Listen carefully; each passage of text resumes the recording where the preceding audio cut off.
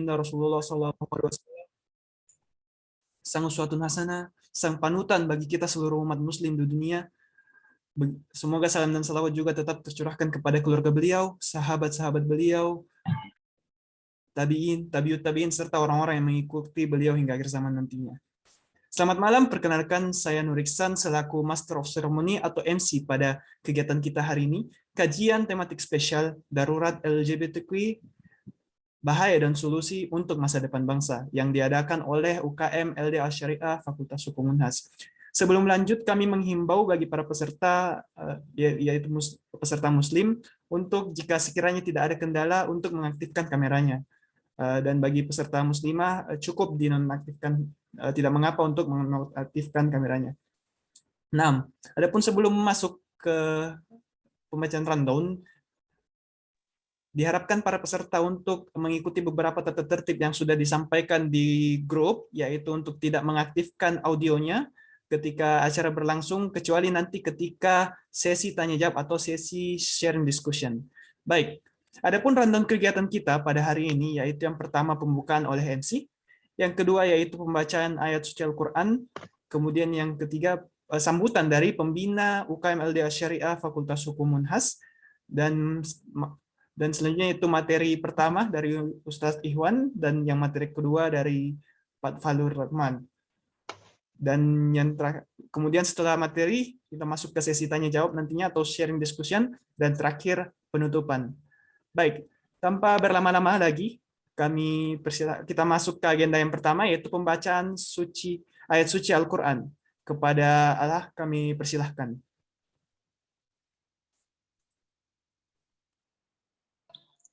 Assalamualaikum warahmatullahi wabarakatuh. Waalaikumsalam. A'udzu billahi minasy syaithanir rajim.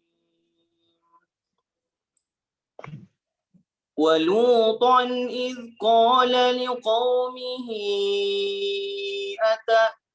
al fahishata ma sabaqakum biha min ahadin minal alamin.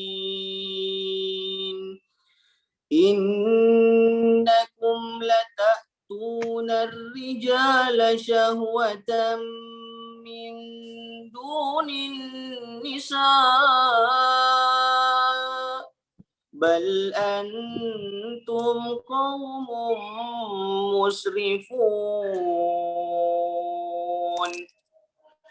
Wa ma kana jawaba qaumihi illa an qalu akhrijuhum min qaryatikum innahum unasun yatatahharun فأنجيناه وأهله إلا امرأته كانت من الغابرين وأمطرنا عليهم مطرا فانظر كيف كان عاقبة المجرمين. Assalamualaikum warahmatullahi wabarakatuh. Waalaikumsalam warahmatullahi wabarakatuh. Syukran, jazakumullah khairan, barakallahu fiik kepada Allah. Baik, berlangkah ke agenda berikutnya, yaitu sambutan dari Bapak Pembina UKM LDA Syariah, UKM Fakultas Hukum Unhas, itu Pak Ismail. Assalamualaikum, Pak. Waalaikumsalam warahmatullahi wabarakatuh. Gimana kabarnya? Bagaimana kabar, Pak? Alhamdulillah. Ya, baik. Bagaimana mungkin bisa langsung Pak, di sambutan. Ya. Ya, terima kasih MC.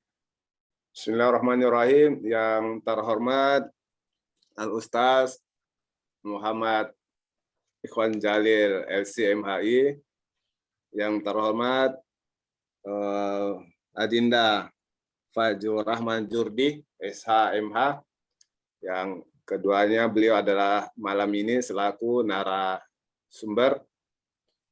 Assalamualaikum warahmatullahi wabarakatuh. Raditu billahi robba wa bil islami dina wa bi Muhammadin sallallahu alaihi wasallam nabiyya wa rasula. Rabbi zidni ilma warzuqni fahma. Allahumma salli ala Muhammad wa ala ali Muhammad. Alhamdulillah pada malam hari ini ya, ketika orang mungkin lagi istirahat karena hari ini weekend ya. Sementara kita bercapek-capek untuk menggelar kegiatan ini demi memperoleh pengetahuan, menambah pengetahuan, menambah ilmu, ya tentunya untuk membentengi diri kita, ya, membentengi diri kita dari pengaruh dari hal-hal yang terkait dengan LGBT yang saat ini ya cukup meresahkan, ya cukup meresahkan.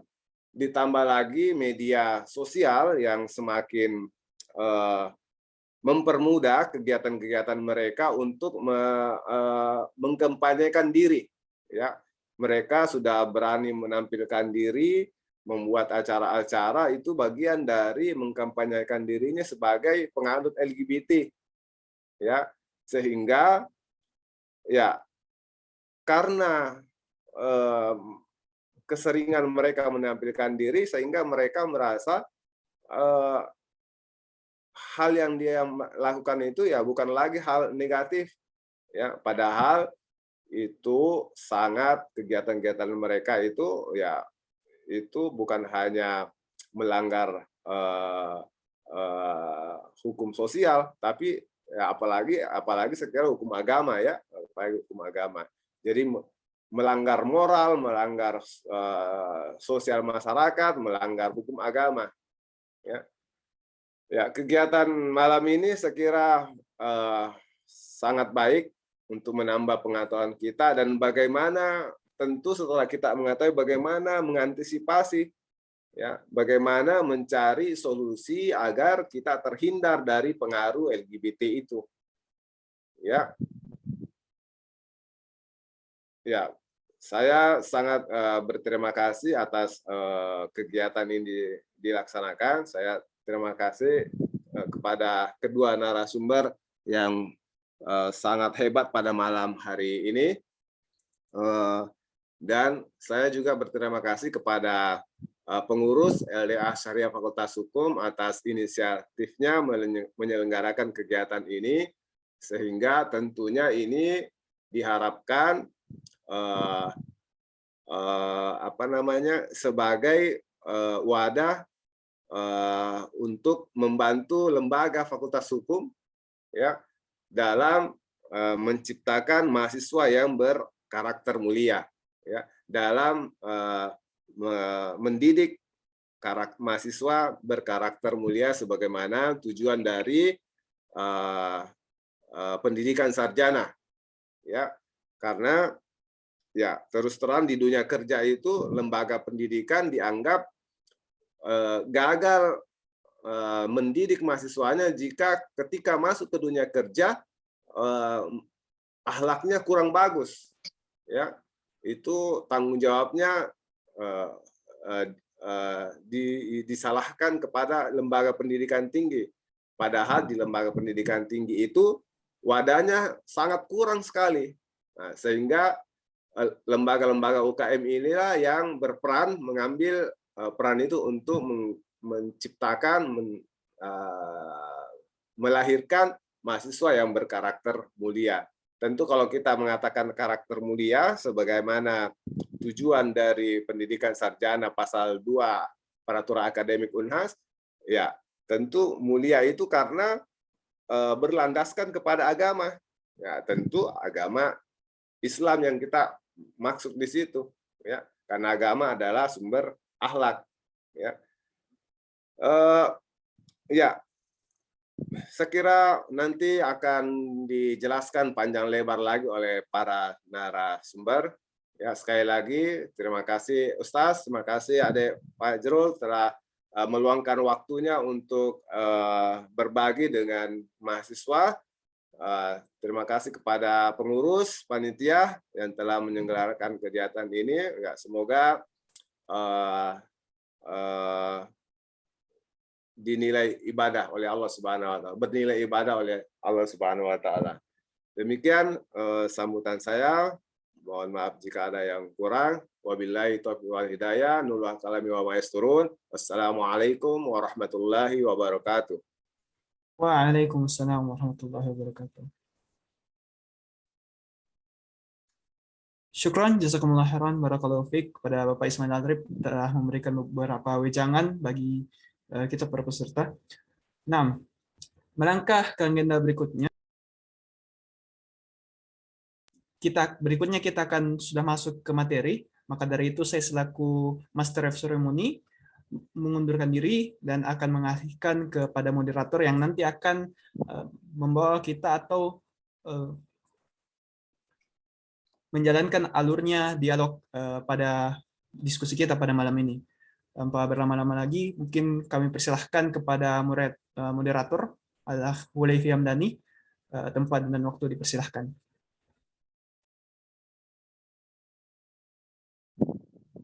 Baik, Bismillah, Assalamualaikum warahmatullahi wabarakatuh, dan salam Pancasila untuk kita semua. Assalamualaikum warahmatullahi wabarakatuh. Wa yassirli amri wahlul 'uqdatam min lisani yafqahu qawli. Jadi syukur kita panjatkan kehadirat Tuhan Yang Maha Esa. Kemudian di dalam pertemuan kita kali ini senantiasa diberikan kesehatan dan kesempatan untuk kemudian senantiasa menuntut ilmu dan senantiasa kemudian dilindungi di jalan Allah. Kemudian salawat serta salam tak lupa kita kirimkan kepada junjungan kita Nabiullah Muhammad SAW. Dan kemudian wahyu semuanya diberikan adalah Iqra, bacalah. Kemudian menjadi orientasi kita sebagai mahasiswa untuk senantiasa menuntut ilmu dan kemudian berharap mendapatkan ilmu yang bermanfaat. Teman-teman semua, di tengah kita telah hadir dua guru kita yang akan menjadi pemateri pada kajian tematik spesial UKM Lembaga Dakwah Asy-Syariah Fakultas Hukum Universitas Hasanuddin dengan topik kajian Darurat LGBT, Bahaya dan Solusi untuk Masa Depan Bangsa. Pemateri kita yang pertama adalah Ustadz Muhammad Ikhwan Abdul Jalil LC MHI selaku Ketua Dewan Syuro Wahdah Islamiyah. Assalamualaikum Ustadz.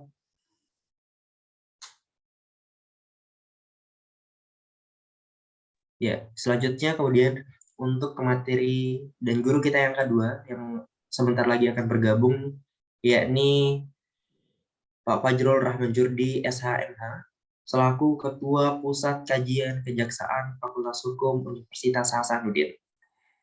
Adapun kemudian untuk alur di dalam diskusi kita kali ini, diskusi dibagi menjadi dua topik pembahasan. Yang pertama, pemateri pertama adalah Al-Ustadz Ikhwan Abdul Jalil terkait dengan LGBT dalam perspektif hukum Islam. Kemudian materi akan dilangsungkan selama 15 menit. Kemudian materi yang kedua adalah penyampaian materi oleh Pak Fajrul Rahman Jurdi SHMH, yakni LGBT dalam perspektif hukum nasional. Sebelum kemudian kami serahkan kepada pemateri, sedikit kemudian menyampaikan latar belakang terkait dengan materi LGBT yang kemudian menjadi pembahasan kita pada hari ini. Berangkat kemudian dari banyak penjelasan yang ada saat ini, bahwa LGBT kemudian digaungkan atas dasar konsep perlindungan hak asasi manusia yang kemudian digaungkan menjadi berangkat dari Declaration of Human Rights terkait dengan hak untuk tidak diskriminasi. Apakah kemudian betul begitu tafsir dari tidak didiskriminasi atas dasar perilaku LGBT?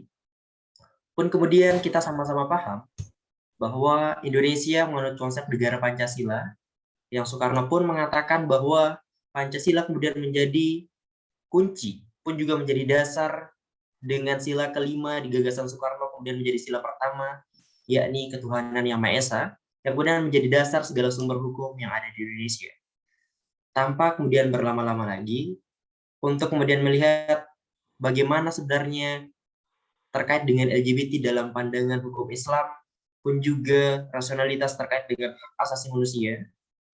Terlebih dahulu, dengan ini kami persilahkan kepada Ustadz Muhammad Ikhwan Abdul Jalil untuk membawakan materinya. Dengan hormat kami persilahkan. Bismillahirrahmanirrahim. Assalamualaikum warahmatullahi wabarakatuh. Waalaikumsalam warahmatullahi wabarakatuh. Alhamdulillahi rabbil alamin. Alladhi ja'ala al-bashariyata min al-dhakari wal-untha. Walladhi ja'ala min azwajihim min anfusihim wa ja'ala bainakum mawaddatan wa rahmah. Inna fi dhalika laayatin liqaumin yatafakkarun. Salatu wassalamu ala asyrafil mursalin nabiyina wa habibina wa qudwatina Muhammadin wa ala alihi wa ashabihi ajma'in, amma ba'd. Barakallahu fikum, yang saya hormati Bapak Ismail Al-Rib sebagai pembina Lembaga Dakwah Kampus Asy-Syariah Fakultas Hukum Universitas Hasanuddin. Masya Allah, waalaikumsalam Pak Ismail. Lama tak jumpa ini. Iya. Nggak bikin KTP situ, Stas. Sudah mau urus nanti di sini namanya iqamet, ya, izin tinggal. Iya. Insya Allah balik besok Pak Ismail. Salah, Stas. Sampai ketemu di masjid. Amin. Dan selanjutnya kepada para adik-adik sekalian,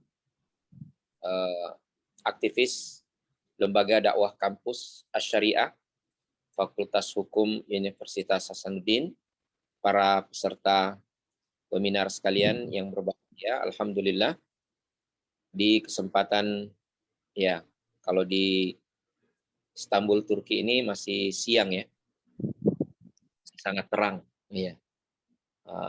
Alhamdulillah. Dan di Makassar sudah malam hari. Demikianlah Allah Subhanahu wa taala mempergilirkan siang dan malam di atas muka bumi ini sebagai tanda-tanda kekuasaannya. Dan saya tidak menjadi masalah ketika di sini siang dan di sana malam. Artinya perbedaan itu adalah sesuatu yang sifatnya kodrati, kan?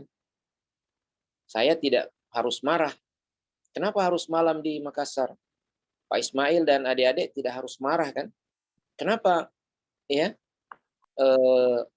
harus siang di sana? Nah, memang beda waktunya, ya. Ada siang, ada malam. Nah, demikian juga manusia, ada laki-laki, ada perempuan. Nah, ketika kita mengingkari perbedaan ini, cari satu aksioma kehidupan yang telah diciptakan oleh Allah Subhanahu wa taala.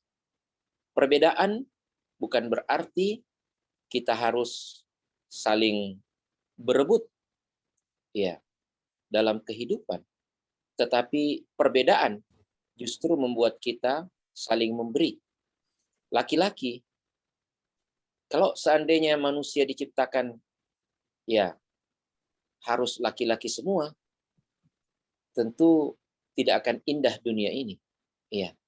Yang ada hanyalah permainan anggar dan pedang. Ya.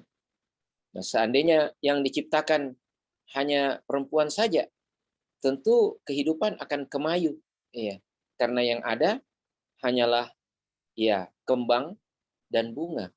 Ya. Tapi manusia diciptakan laki-laki dan perempuan. Dan dengannya Allah Subhanahu wa taala jadikan asbab keberlangsungan umat manusia ini.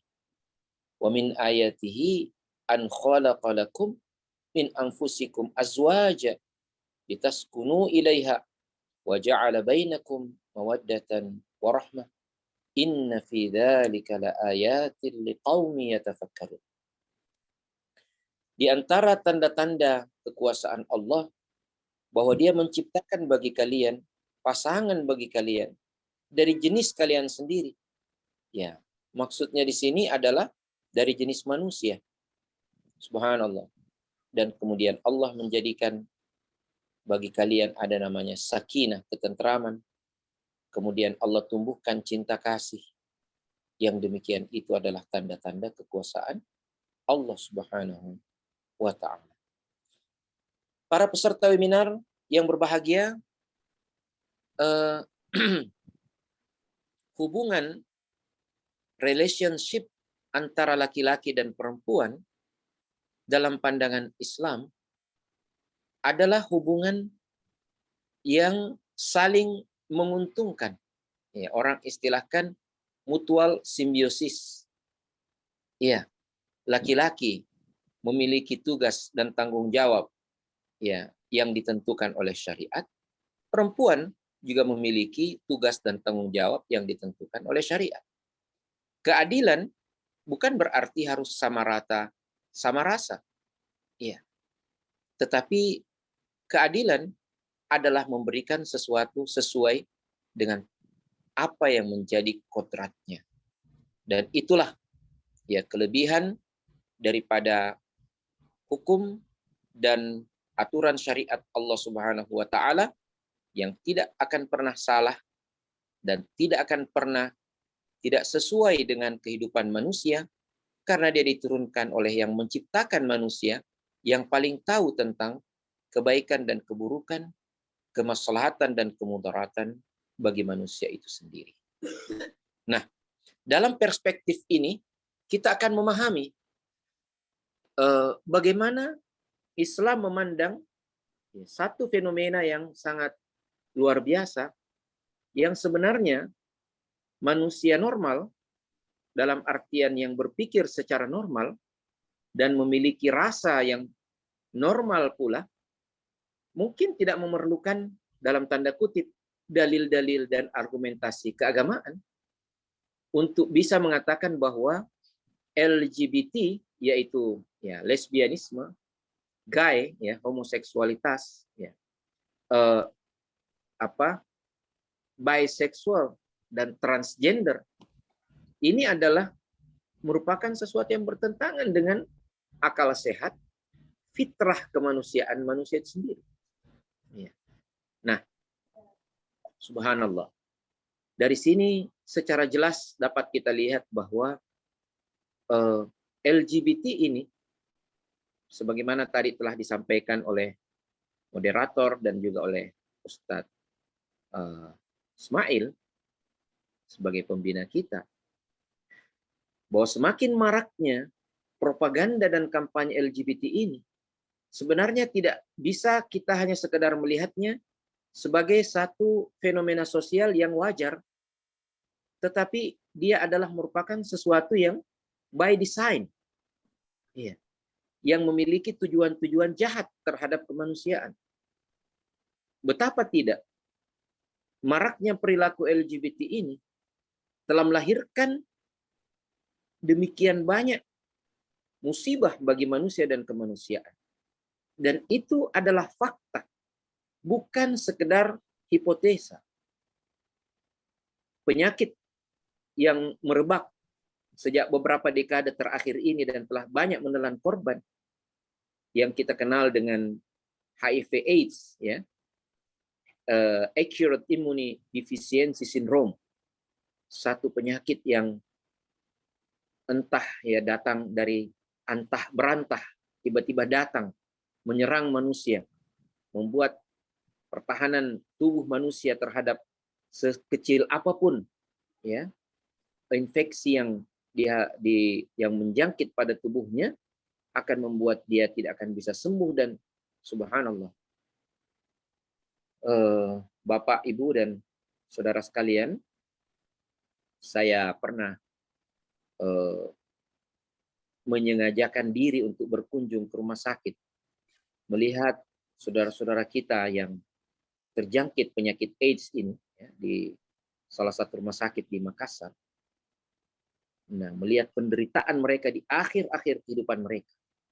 Dan banyak di antara mereka yang merupakan korban daripada perilaku LGBT ini. Walaupun mereka tidak merupakan pelaku langsung, tetapi orang yang melakukan perilaku LGBT lantas kemudian memiliki pasangan, suami atau istri, maka pasangannya itu akan terjangkit. Bahkan saya dapatkan di rumah sakit itu, ada seorang perempuan yang terjangkit HIV/AIDS, yang anaknya juga dia baru lahirkan, akhirnya anaknya itu juga lahir dalam keadaan sudah menderita penyakit ini. Ya, akhirnya sang suami yang terindikasi merupakan pelaku LGBT meninggal, sang istri juga sebagai korbannya meninggal, anaknya pun beberapa lama akhirnya meninggal pula. Ini adalah merupakan musibah di atas musibah. Nah, dalam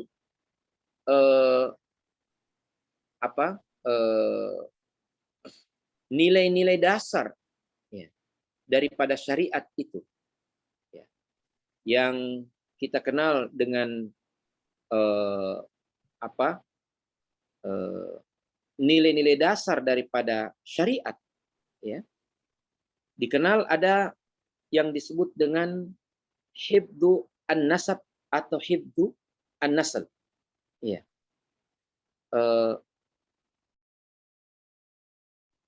Para peserta yang dimuliakan oleh Allah Subhanahu wa taala. Jadi dalam syariat Islam ada nilai-nilai dasar yang menjadi tujuan daripada diturunkannya syariat itu sendiri. Ya.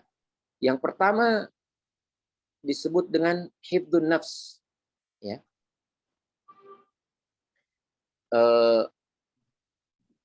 Ya, maqasidus syariah. Tujuan-tujuan dasar diturunkannya syariat. Para ulama merumuskan hal itu dalam istilah yang disebut dengan ad-daruriyatul khams. Ya, ada 6 perkara yang paling utama dalam kehidupan manusia yang mendasari diturunkannya syariat. Nilai utama dalam pensyariatan ya yang diturunkan oleh Allah Subhanahu wa taala. Yang pertama adalah hifdzuddin, untuk menjaga agama dan hubungan transendens manusia dengan Sang Khalik. Yang kedua adalah hifdzun nafs, menjaga kehidupan. Yang ketiga adalah hifdzul aql, menjaga akal sehat manusia. Dan yang keempat adalah hifdzul ird, ya, menjaga kehormatan manusia. Yang kelima adalah hifdzul mal, yaitu menjaga ya harta kepemilikan manusia. Dan sebagian ulama menambahkan ya bagian daripada kehormatan adalah hifdzun nasab, menjaga nasab, wa hifdzun nasl. Ya, ini masuk dalam kehidupan sebenarnya, menjaga kehidupan manusia. Nah, bagaimana manusia itu bisa berlangsung kehidupannya kalau kemudian laki-laki dipasangkan dengan laki-laki? Ya. Apa yang terjadi dengan perkawinan syudzud atau perkawinan menyimpang seperti ini? Ya. Bagaimana dengan kelangsungan kehidupan manusia kalau perempuan dikawinkan dengan sesama perempuan? Apa yang akan lahir? Tidak akan mungkin lahir anak. Tidak akan mungkin, ya. Nah, tidak bisa kemudian hanya laki-laki dengan laki-laki, perempuan dengan perempuan, lantas lahir anak. Maka tujuan daripada pernikahan adalah untuk melahirkan anak. Sebagaimana doa yang diajarkan oleh Rasulullah SAW sebelum laki-laki dan perempuan, suami dan istri melakukan hubungan suami istri, Allahumma jannibna syaitan wa jannibis syaitan ma razaqtana. Ya Allah, lindungi kami dari syaitan dan lindungi kami dari syaitan atas apa yang kau rezekikan kepada kami, yaitu berupa anak. Nah, ini yang pertama. Ya, yang kedua, bahwa perilaku LGBT ini bertentangan dengan daruriyat, ya, bertentangan dengan hal-hal mendasar daripada diturunkannya syariat, bertentangan dengan maqasidus syariah.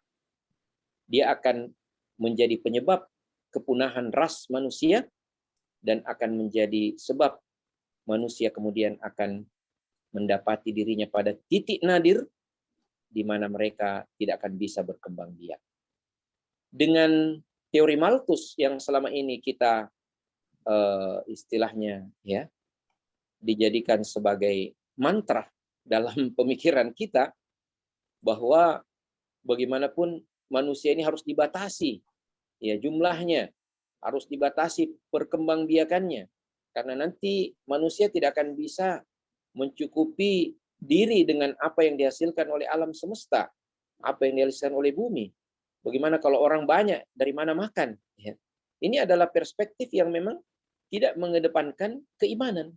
Ya, kita sebagai orang-orang beriman tentu yakin, "Wa min dabbatin fil ardi illa 'alallahi rizquha."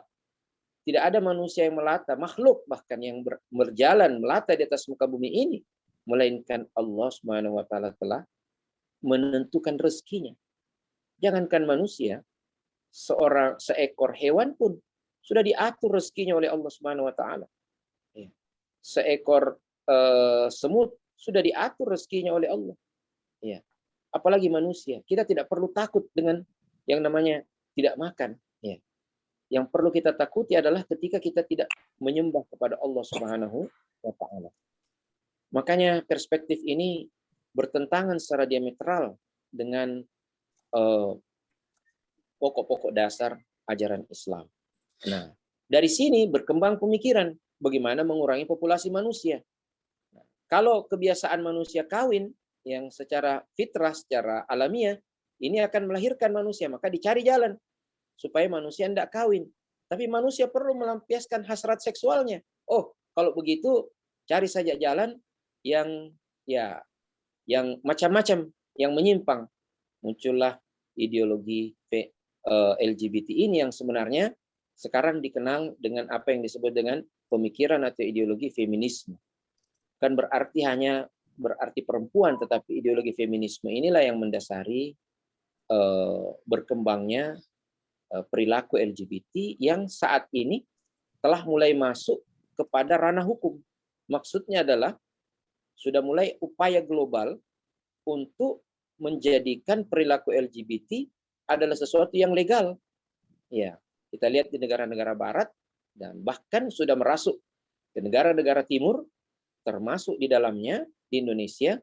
Dan subhanallah, sebenarnya ya mereka sangat piawai untuk menyelundupkan ya diktum-diktum, pasal-pasal dalam traktat internasional, dalam konvensi-konvensi internasional, ya termasuk diantaranya adalah yang termasuk Indonesia sudah meratifikasi ya adalah CEDAW ya.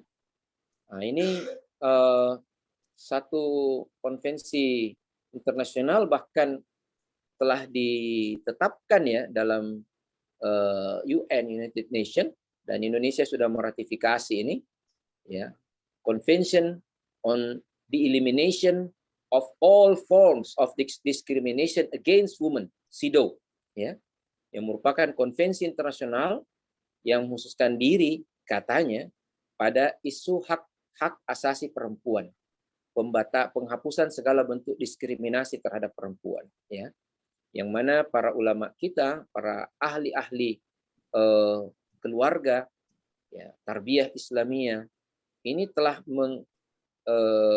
mendapatkan indikasi yang sangat kuat bahwa CEDAW yang sudah diratifikasi oleh Indonesia melalui Undang-Undang Nomor 7 1984 ya walaupun Indonesia ya sampai saat ini belum meratifikasi apalagi namanya ya optional protokolnya ya terhadap CEDAW ini, tetapi secara mendasar, ya Indonesia sudah meratifikasi CEDAW-nya sendiri. Ya. Ini nanti akan masuk kepada hal-hal yang dianggap mendiskriminasikan perempuan. Ya.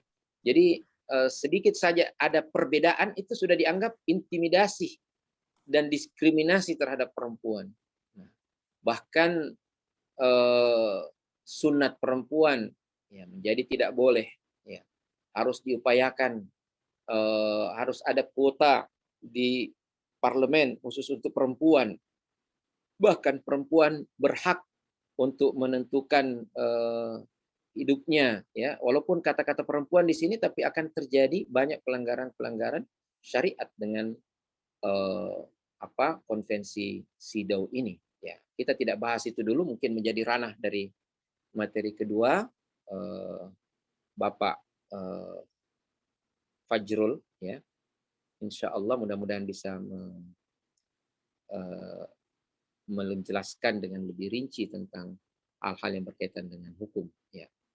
Ala kulli hal, kita memahami dengan baik bahwa perilaku LGBT ini ya adalah merupakan sesuatu yang telah jelas ya keharamannya dari pandangan syariat Islam. Ya. Tadi ayat yang telah dibacakan oleh qari kita sangat luar biasa. Ya. Allah Subhanahu wa taala berfirman, "Walutan in qala liqaumihi atatuna al-fahishata ma sabaqakum biha min ahadin minal alamin. Innakum latatuna ar-rijala syahwatan min dunin nisa bal antum qaumun musrifun." Dan Nabi Lut ketika dia berkata kepada kaumnya, sungguhnya kalian telah melakukan satu perbuatan fahisyah, perbuatan dosa yang sangat menjijikkan yang tidak pernah dilakukan oleh orang-orang sebelum kalian di alam semesta ini. Sungguhnya kalian mendatangi, menggauli sesama laki-laki syahwatan, ya dengan penuh syahwat dan meninggalkan kaum wanita. Sungguhnya kalian adalah kaum yang sudah melampaui batas. Ya. Nah, dan ayat-ayat yang lainnya yang dapat kita lihat dalam beberapa ayat di dalam Al-Quran yang kesemuanya menggambarkan tentang perilaku kaum Nabi Lut, ya, yang kita kenal juga dengan kaum Sodom, ya, di mana mereka berperilaku yang sangat menjijikkan, melakukan hubungan seksual antara laki-laki dengan laki-laki dan meninggalkan perempuan. Ya. Na'udzubillah min dzalik. Ya. Nah, kemudian manusia ini berkembang lagi, ya. Perempuan juga nggak mau kalah. Dia bilang kita juga lakukan, ya, sesama perempuan. Inilah yang disebut dengan lesbianisme. Ya, kalau dalam definisi Arab biasa disebut dengan as-sihaq atau al-musahaqah, di mana perempuan melakukan hubungan seksual dengan sesama perempuan. Nah, ini semua adalah perilaku yang terlarang dalam agama, sebagaimana dalam ayat yang kita sebutkan, menjadi penyebab punahnya ras manusia, menjadi penyebab terjadinya banyak penyakit, menjadi penyebab demikian banyak masalah-masalah yang sangat mendasar yang akan membuat manusia berada di dalam kehinaan, ya. Dan bahkan ya dalam hadis Rasulullah SAW mengatakan mal'unun, ya, adalah merupakan adalah merupakan sesuatu yang tercela, ya. Dalam riwayat yang lain, ya, disebutkan dari Jabir radhiyallahu anhu, dia berkata bahwa Rasulullah SAW mengatakan, in akhwafa ma akhafu ala ummati amala qaumi Lut. Sungguhnya yang paling khawatirkan akan dilakukan oleh umatku adalah apa yang dilakukan oleh kaum Nabi Lut itu, ya. Nah, dalam hadis yang lain dari riwayat Ahmad disebutkan bahwa Rasulullah SAW mengatakan mal'unun man waqa'a ala bahimah. Terlaknat manusia yang melakukan hubungan seksual dengan binatang. Mal'unun man amila bi amali qaumi Lut. Dan terlaknat pula orang-orang yang melakukan perbuatan seperti kaum Nabi Lut, ya. Bahkan dalam riwayat Ibnu Abbas, ya, sangat keras disebutkan di situ, man wajadtumuhu ya'malu amala qaumi Lutin faqtuluhu al-fa'il wal maf'ul bihi. Ya. Kalau kau dapatkan seorang yang melakukan perbuatan seperti perbuatan Nabi Lut, ya, melakukan liwat, hubungan laki-laki dengan laki-laki, ya, maksudnya di sini adalah dia melakukan koitus bukan pada tempatnya, laki-laki melakukannya dengan sesama laki-laki, maka kata Rasulullah SAW, ya, bunuh dia, hukum bunuh, ya, baik pelakunya ataupun yang subjeknya maupun objeknya. Nah, ini tentunya kalau dilakukan dengan suka sama suka, ya, beda kalau umpamanya objeknya adalah orang yang dipaksa untuk melakukan itu tentu lain babnya lagi. Jadi secara singkat, perilaku LGBT ini adalah sesuatu yang terlaknat, ya, termasuk di dalamnya juga adalah transgender, ya, orang yang kemudian berpindah dari satu jenis kelamin ke kelamin yang lain dengan merubah jenis kelaminnya. Ya, berbeda kalau ada orang yang disebut memang dasarnya umpamanya laki-laki, tetapi dia terlahir dengan jenis dengan kelamin yang tersembunyi, lantas kemudian dia melakukan upaya medis untuk memperjelas, ya, jenis kelaminnya dengan operasi, ya, umpamanya ada yang zakarnya tersembunyi, ya, tapi dia secara medis teridentifikasi sebagai laki-laki, walaupun ada gejala klinisnya berupa fisik yang mungkin tidak normal, maka dia menormalkan kembali, itu beda. Tapi ini jelas-jelas laki-laki, dia merubah diri menjadi perempuan, ya, dengan operasi kiri kanan, akhirnya dia jadi seperti dia jadi perempuan, ini namanya transgender. Ini juga adalah merupakan perbuatan yang terlaknat, ya. Bahkan, ya, di dalam Al-Qur'an telah jelas inilah yang disebut walau yughayyirunna khalqallah, mereka berusaha untuk merubah apa yang telah ditentukan dalam ciptaan Allah Subhanahu wa taala. Laki-laki mau jadi perempuan, perempuan mau jadi laki-laki, ini tidak bersyukur pada Allah Subhanahu wa taala dan kemudian ingin mengambil hak Allah Subhanahu wa taala dalam penciptaan. Ya, maka mereka adalah orang-orang yang terlaknat. Nah, inilah secara singkat pembahasan kita tentang bagaimana pandangan Islam, minimal dari sudut pandang saya, memahami ayat-ayat Al-Quran dan hadis-hadis Rasulullah SAW. Sebagai kesimpulan, bahwa Islam memandang bahwa bukan hanya sekedar bahwa perbuatan ini adalah sesuatu yang haram, tetapi sungguhnya Islam memandang bahwa dia adalah sumber malapetaka yang akan menjerumuskan manusia ke dalam musibah demi musibah, yang akan menjadikan manusia sebagai ras yang punah, dan kemudian menimbulkan banyak penyakit dan musibah. Dan inilah yang menjadi dasar pengharaman syariat Islam terhadap semua perilaku, ya, bukan hanya ya, puncak daripada perilaku itu dengan hubungan seksualitas saja, tetapi, ya, semua gejala yang mendekat ke arah itu secara preventif telah dilarang di dalam Islam. Ya, laki-laki, ya, sebagai laki-laki, perempuan sebagai perempuan, hubungan mereka normal, ya, dibalut dengan syariat, dikuatkan dengan agama, dan mereka beranak pinak secara normal.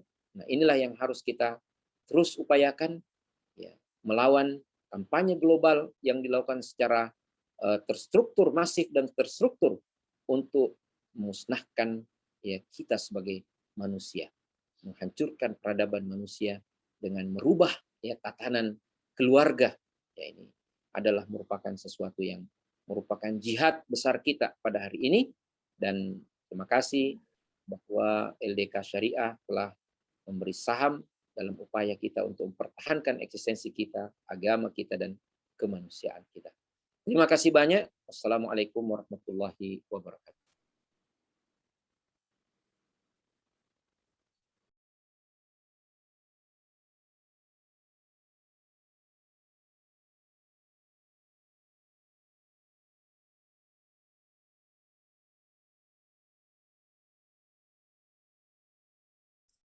Baik, kami ucapkan terima kasih kepada Ustadz Muhammad Iqbal Abdul Jalil, LC MHI. Selanjutnya kita kemudian berangkat ke diskusi yang kedua dengan topik LGBT dalam perspektif hukum nasional, yang kemudian akan dibawakan oleh Pak Fajrul Rahman Jurdi, SHMH, dengan dua topik pembahasan. yakni terkait dengan pandangan hukum nasional terhadap LGBT, pun kemudian solusi terkait dengan sistem hukum yang ada di Indonesia untuk kemudian memerangi LGBT. Waktu dan tempat kami persilahkan kepada Anda, Fajrul Rahman Jordi. Baik, terima kasih moderator. Assalamualaikum warahmatullahi wabarakatuh. Waalaikumsalam warahmatullahi wabarakatuh.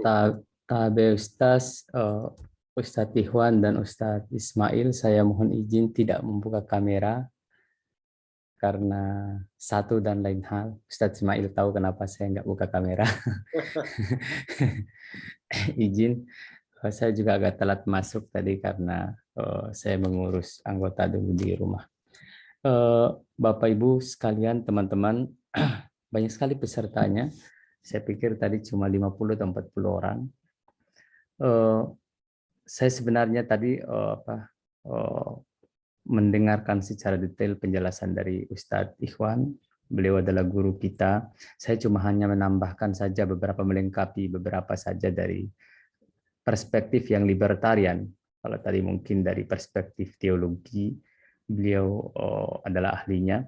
Saya ingin bicara beberapa hal yang berhubungan dengan apa yang terjadi kira-kira saat ini dan bagaimana sikap intelektual kita. Bukan hanya sikap agama jelas. Jadi saya tidak ingin menyinggung sikap agama karena sikap agama itu jelas. Tetapi sikap intelektual kita yang mendua dan yang mendua, kadang mentiga dan kadang-kadang abu-abu.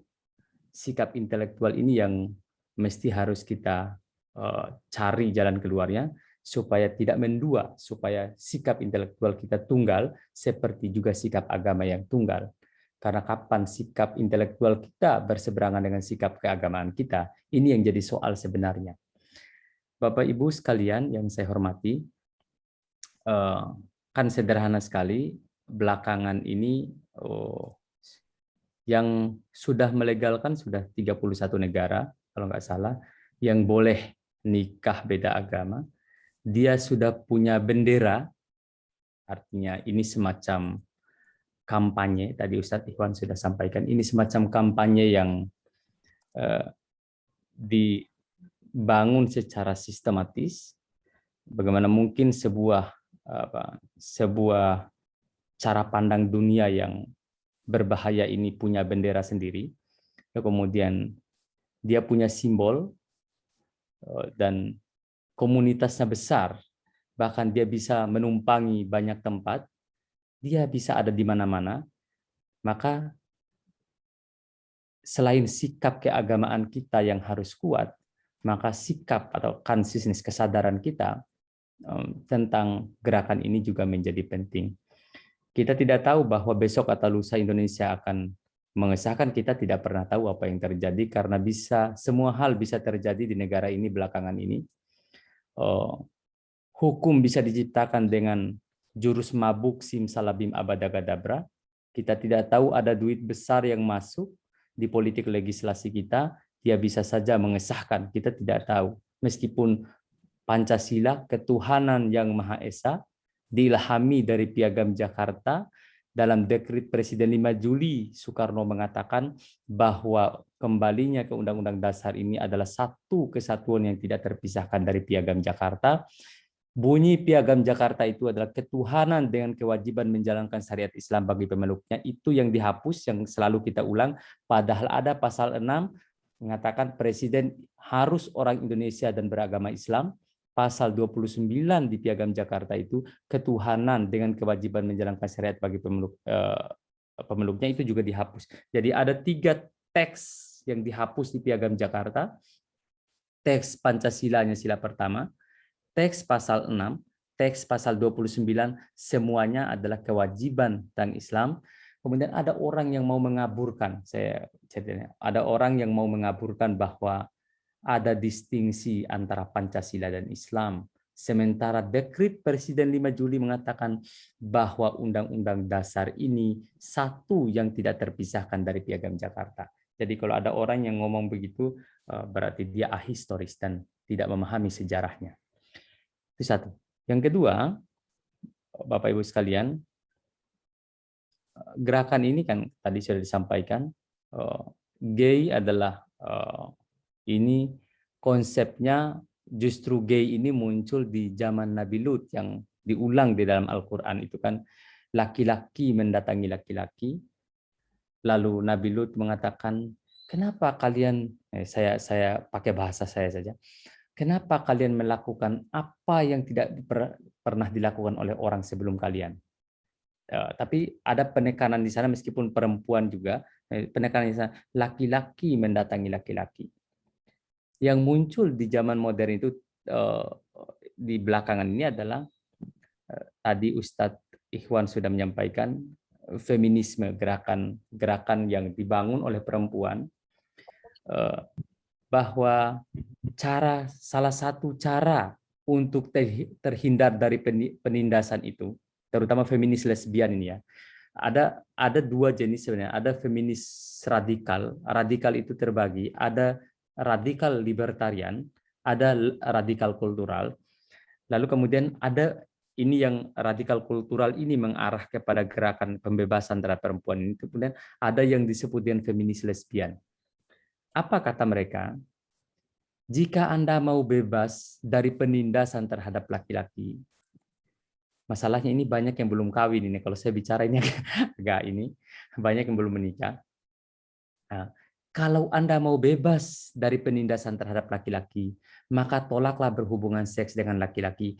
Karena masuknya barang yang satu ke lubang yang lain, itu adalah bentuk penindasan, kata dia.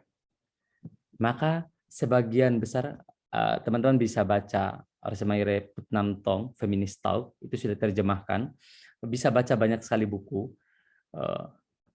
Dan praktik ini sudah banyak dilakukan oleh kalangan intelektual di Perancis.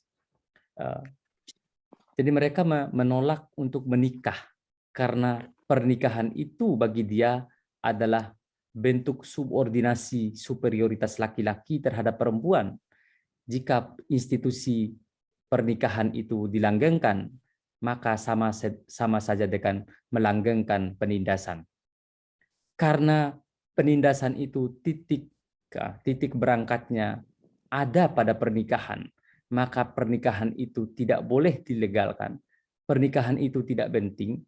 Lawan pernikahan itu, karena itulah institusi yang paling otoritatif melakukan penindasan terhadap perempuan. Itu pandangannya radikal.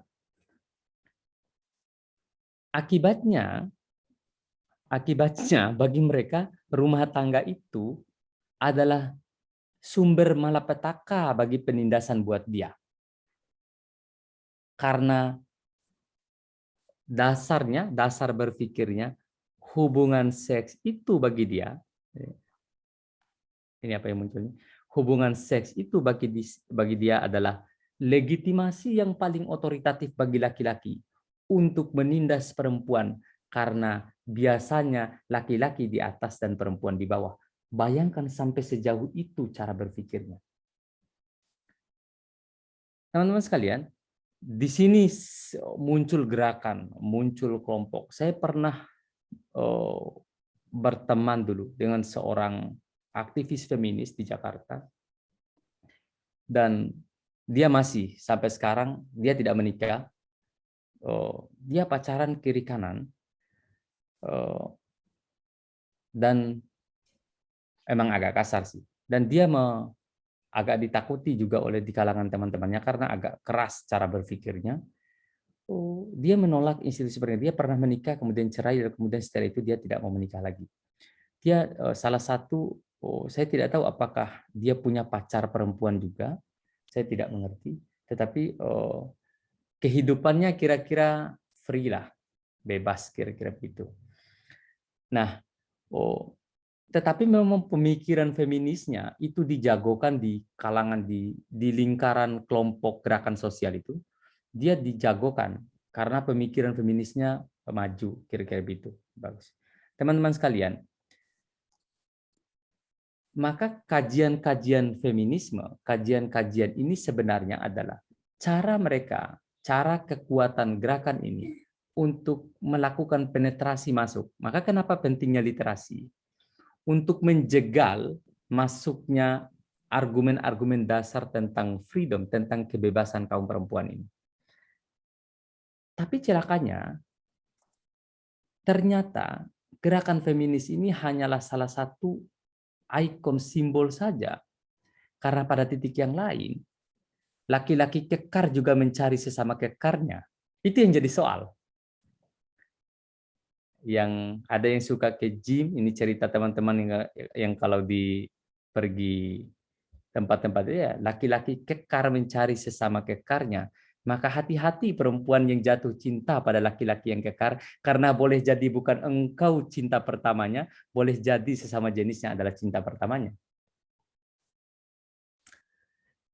Kan tidak muncul penamaannya, jadi tidak muncul, tidak terlalu kuat gerakan pemikirannya ini gay.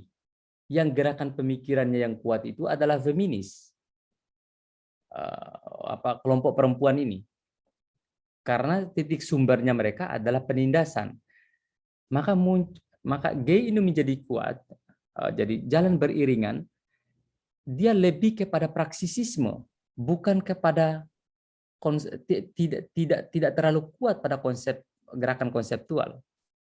Nah, maka muncullah itu tadi, misalnya gerakan afirmasi dan seterusnya. Tuntutan hak perempuan yang begitu banyak, kemudian banyak yang disalahgunakan. Bapak Ibu sekalian, dari kekuatan gerakan berpikir ini, kalau dia tersusun secara sistematis, maka mereka melakukan penetrasi pelan-pelan kepada negara. Ini yang sekarang sedang mulai kelihatan. Jadi saya tidak menjelaskan itu biseksual, gender dan seterusnya. Jadi ketika mereka merasa kuat, jadi karena sumbernya adalah tradisi berpikir yang mereka bangun, mereka membuat aliran pemikiran feminisme itu dalam banyak varian. Ada feminisme radikal, ada ekofeminisme. Belakangan ini ekofeminisme itu menjadi kuat. Ketika gerakan ini dibangun di kalangan aktivis, kemudian itu dikampanyekan menjadi sebuah kekuatan gerakan sosial, maka penetrasi pertama masuk ke negara. Wah, muncullah undang-undang tentang, misalnya, itu banyak tuh rancangan undang-undang tentang apa? Tentang keluarga apa begitu ya. Muncul undang-undang yang kira-kira rancangan undang-undang yang pelan-pelan akan mengarah ke sana. Bahkan pada akhirnya nanti ada undang-undang yang mengontrol hubungan suami istri di dalam kamar agar tidak terjadi penindasan oleh suami terhadap istri. Saya lupa undang-undang yang rancangan undang-undang yang tidak pernah selesai itu ya. Undang-undang tentang kekerasan dalam rumah tangga. Saya agak lupa.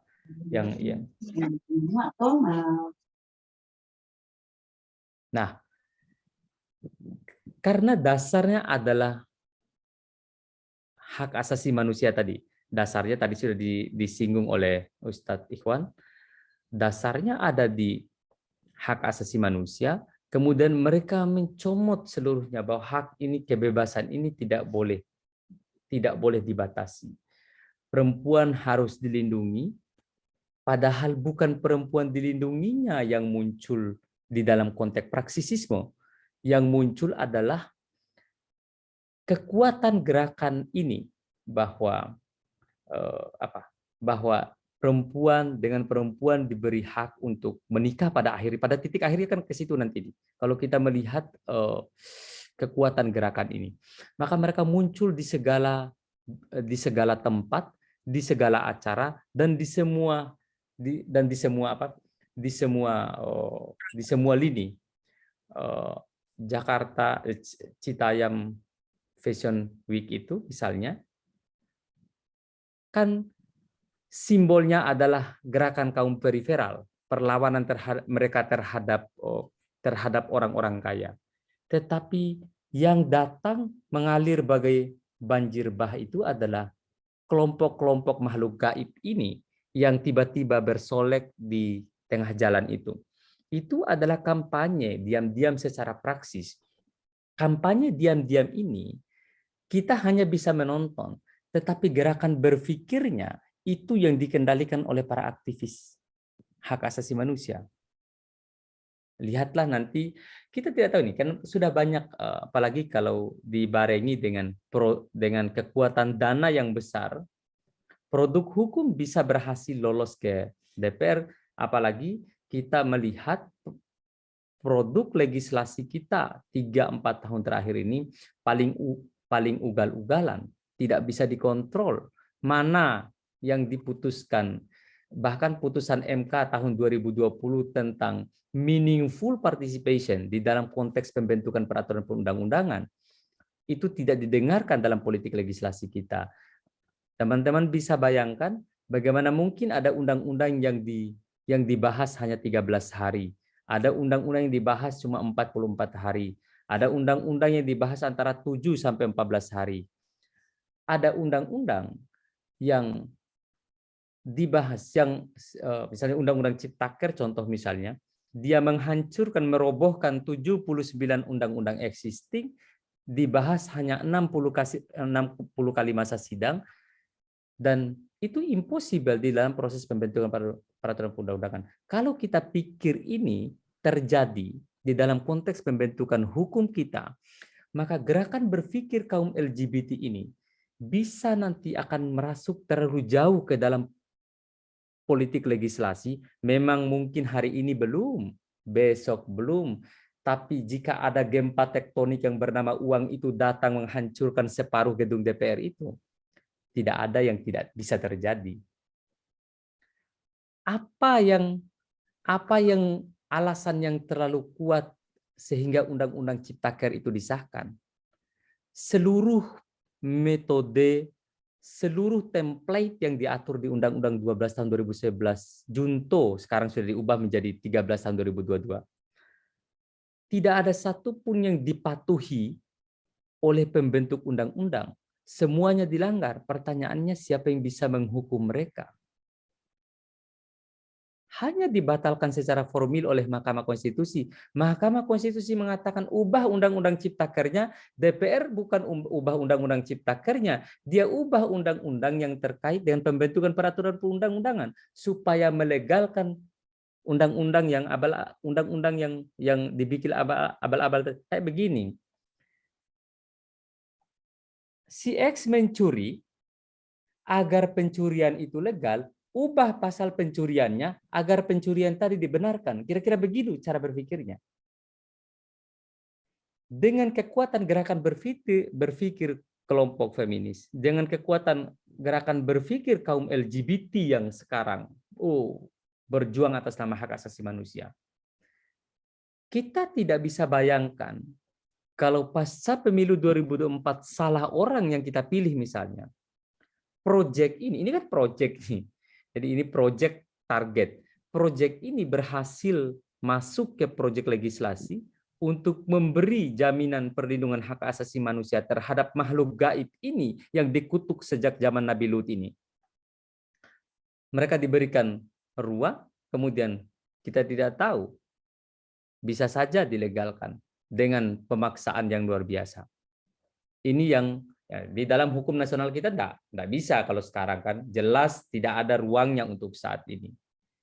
Tetapi kita juga harus berpikir waspada bahwa tidak bisanya hari ini bukan berarti tidak bisa besok atau lusa kalau kita diam. Maka jangan juga kutuk kalau kami serukan demo, janganlah. Kami serukan demo karena ada banyak yang berhasil kita jegal. Itu pengadaan korden rumah dinas DPR yang 40 miliar itu kalau tidak turun ke jalan itu kan gol tuh 40 miliar. Tapi berhasil dibatalkan. Misalnya. Kalau kita biarkan misalnya undang-undang IKN ini yang sedang berjalan butuh anggaran sekian ribu triliun di tengah situasi krisis. Kalau kita tidak lakukan kontrol, maka akan berbahaya. Karena begini, di daerah IKN itu tidak ada anggota DPR nanti yang dipilih. Siapa yang mengawasi kepala daerah IKN? Tidak ada. Kepala daerah IKN itu tidak dipilih sebagaimana pasal 18 Undang-Undang Dasar, tetapi ditunjuk oleh Presiden. Berarti kepala daerahnya nanti bertentangan dengan konstitusi. karena tidak ada kepala daerah ditunjuk dalam konstitusi. Nah, ini saja bisa masuk. LGBT ini bayangan saya, kalau besar amunisinya, saya ulang tadi, besar gempa tektonik yang bernama duit itu datang menggemparkannya, maka bisa saja lolos. Ini yang mesti kita waspada. Ini yang mesti kita pikirkan, bagaimana cara menghadapi model kekuatan, jadi kekuatan gerakan intelektualnya mereka ini. Karena begini, ada memang kelompok-kelompok tertentu yang bekerja secara khusus jadi pion, bekerja secara khusus untuk mempengaruhi di internal politik kita. Misalnya di DPR itu ada orang-orang tertentu yang memang bertemu secara khusus dengan orang-orang tertentu pula untuk mengubah kebijakan tertentu. Ini tidak bisa kita jangkau. Kita hanya bisa melihat hasilnya, tapi prosesnya kita tidak bisa jangkau. Karena ini pertemuannya adalah pertemuan antara satu orang dengan orang yang lain yang punya kepentingan yang sama. Kadang-kadang kepentingan itu yang dibeli. Teman-teman sekalian, disinilah duduk persoalan kita. Duduk persoalan kita anak-anak muda adalah misalnya teman-teman di LDK, teman-teman di LDA Syariah misalnya, duduk persoalannya bukan hanya sekedar kita tahu bahwa LGBT ini haram, karena anak yang baru lahir pun tahu bahwa, jangankan anak yang baru lahir, hewan saja tidak mau berhubungan sesama jenis. Ada nggak kambing yang mau berhubungan sesama jenis? Nggak ada. Artinya hewan saja tidak mau berhubungan sesama jenis. Kita sudah tahu bahwa ini bersoal. Yang perlu kita lakukan adalah menghadang kekuatan gerakan intelektualnya. Kita tidak bisa sekedar menceramahi orang-orang pintar ini dengan agama. Karena mereka tahu alasannya. Yang bisa diceramahi agama itu adalah orang-orang yang memang punya kesadaran beragama. Mereka ini agak susah dimasuki dengan cara itu. Caranya adalah menjegal dengan argumen-argumen yang mereka bisa terima. Dan kita selain itu ya kita harus melawannya secara politik. Tidak ada jalan lain. Karena kapan ini masuk menjadi proyek legislasi, kapan ini masuk menjadi bagian dari proses pembentukan hukum, ini akan membahayakan. Mungkinkah di negara dengan Pancasila begini? Apa yang tidak mungkin di Republik ini? Sisa menghidupkan orang yang sudah wafat saja yang belum. Semuanya bisa saja terjadi. Saya kira itu. Terima kasih. Assalamualaikum warahmatullahi wabarakatuh. Baik, terima kasih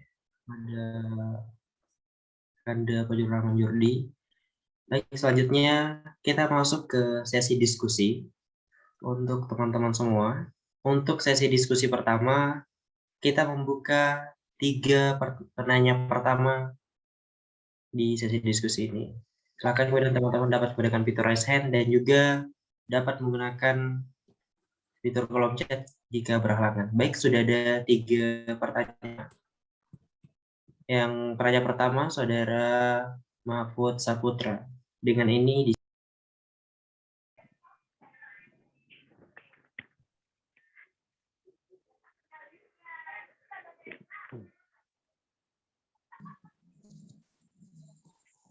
Baik, apakah suara kami terdengar?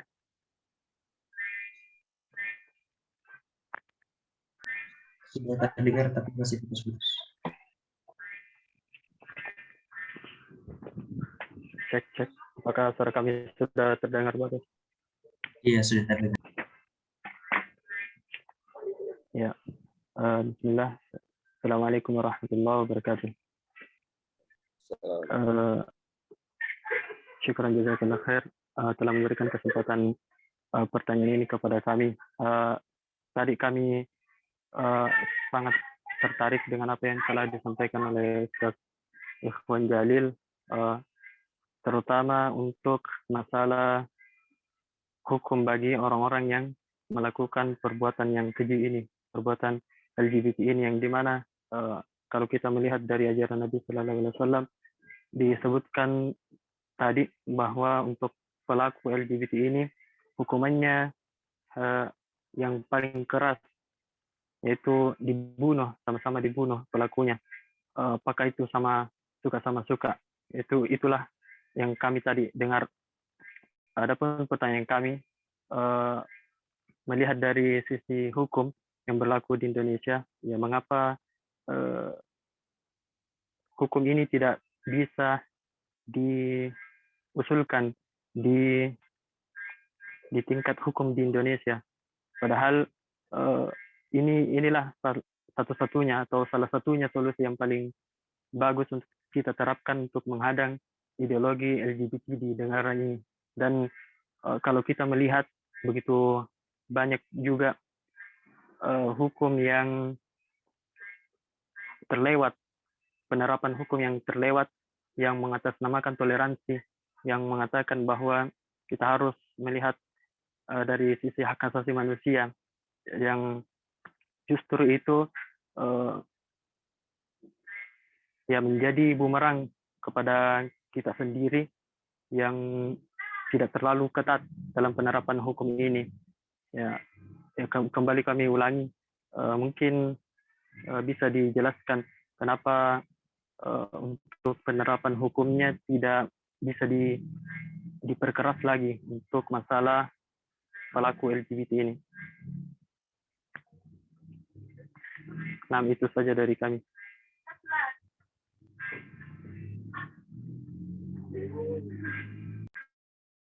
Baik, terima kasih kepada Saudara Mahmud Saputra.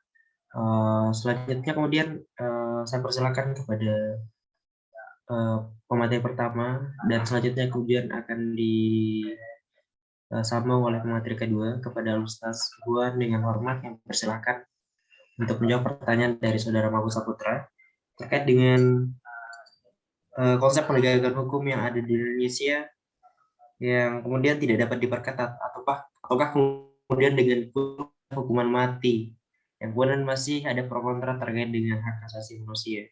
Mungkin dari kepada Ustadz yang silahkan, dan selanjutnya akan disambung oleh Pak Fajrul Rahman Jordi. Terima kasih. Baik,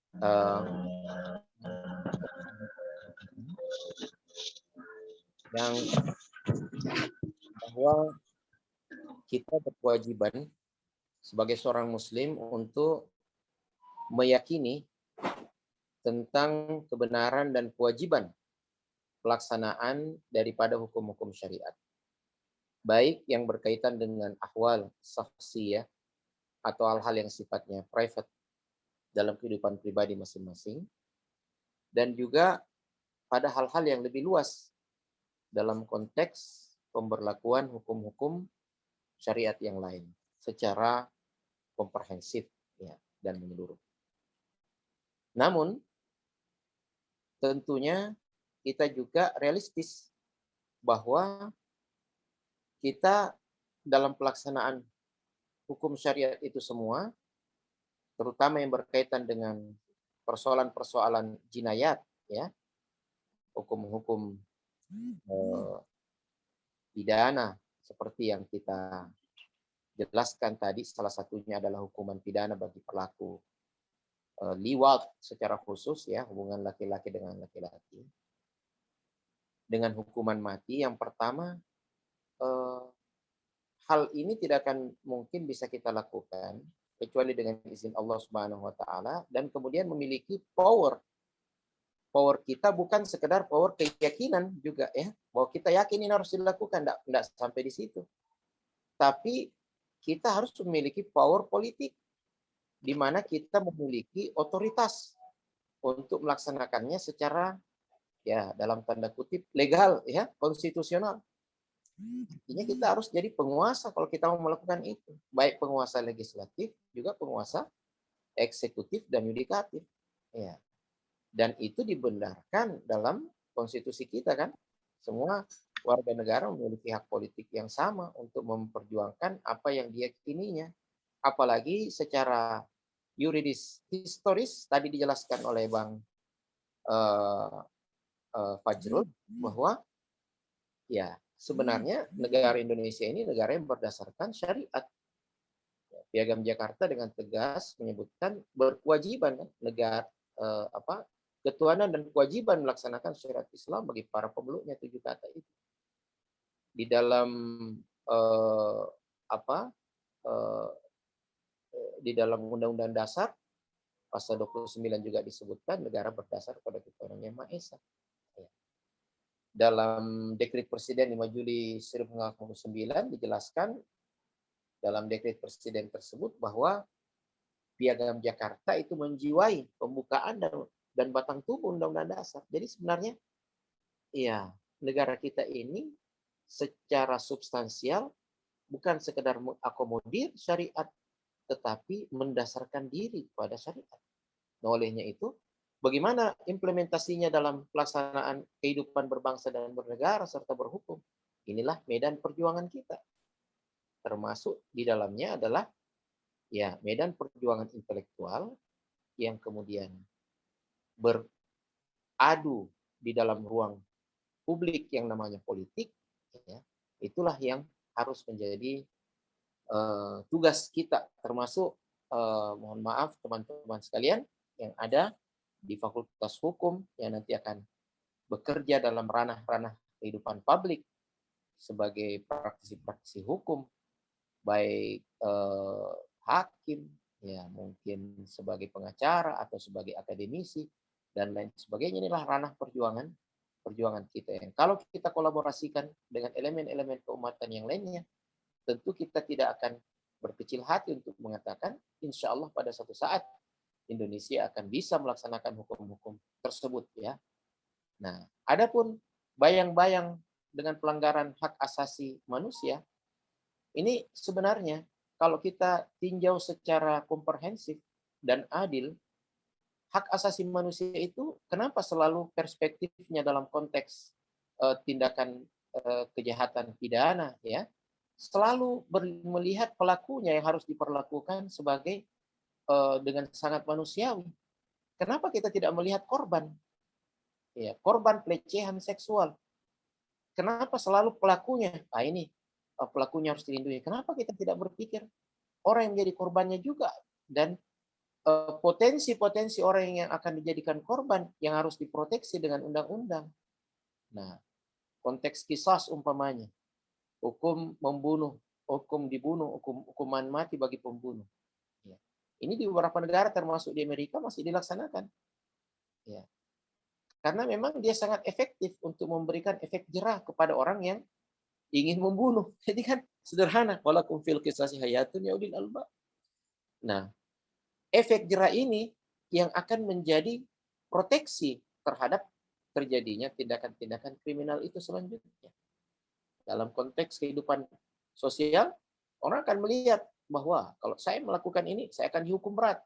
Takut orang melakukannya. Ini sangat logik sekali. Nah, tentu banyak hal-hal teknis lainnya yang dapat kita bicarakan. Namun, saya ingin menyampaikan di sini bahwa kalau pertanyaannya kenapa tidak dilakukan, ya itu akan kembali kepada kita sebagai umat. Kenapa kita lemah? Ya, karena kita tidak bersatu. Karena kita tidak cerdas. Banyak yang cerdas, tapi karena kecerdasannya, dia tidak bisa menyatukan kecerdasannya dengan kecerdasan umat yang lain.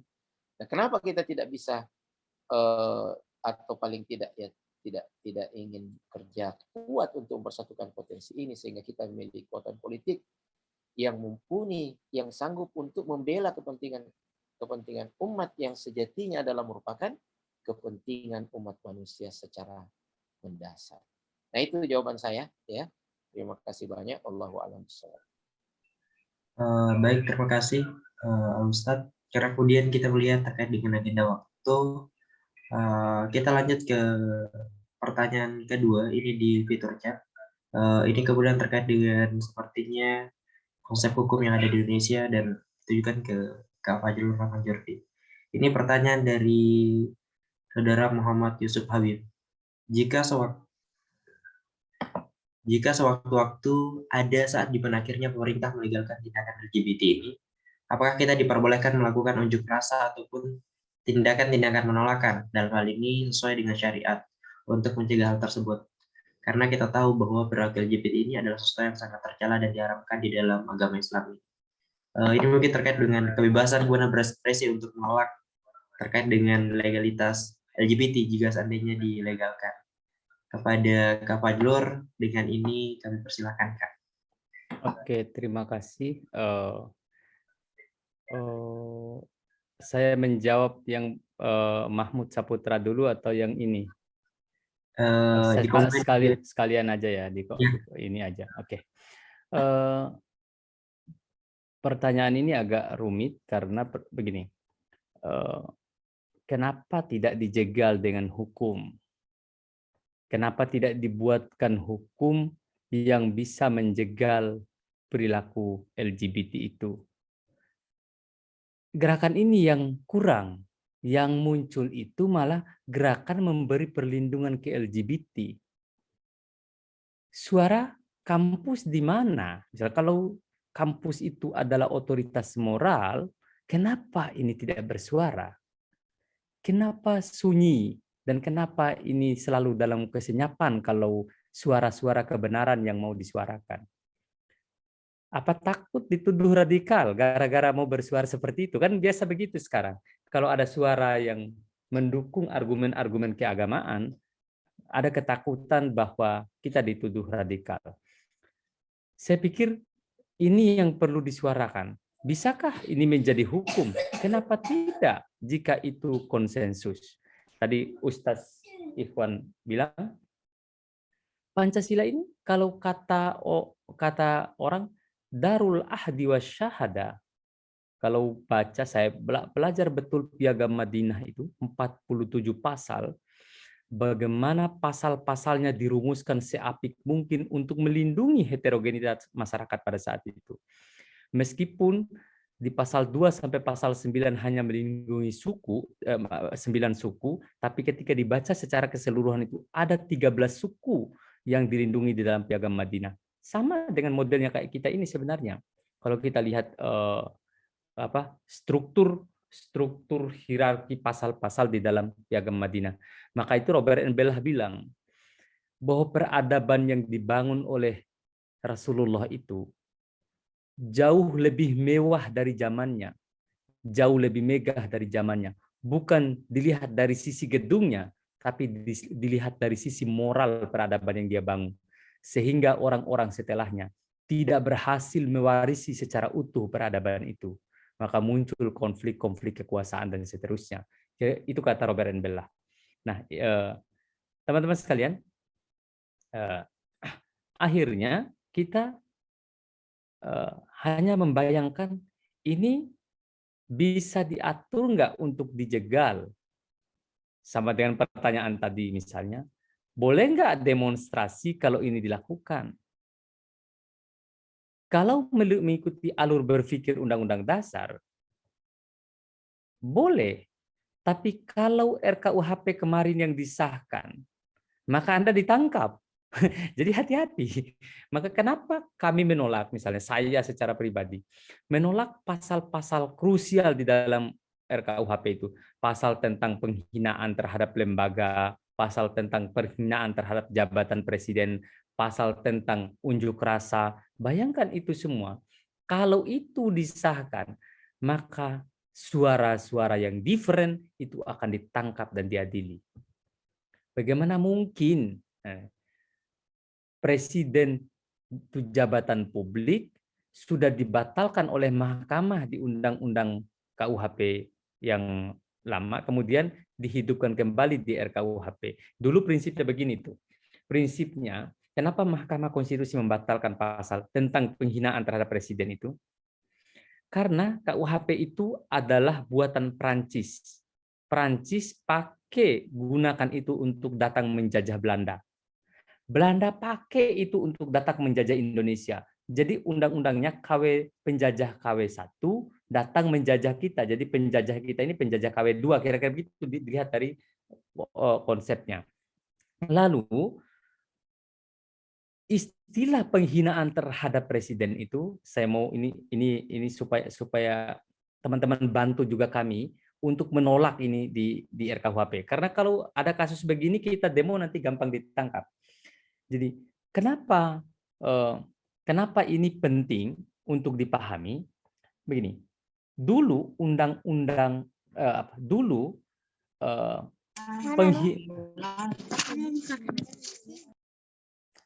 penghinaan terhadap jabatan itu ditujukan kepada ratu atau ratu Belanda. Ratu Belanda itu konteksnya monarki.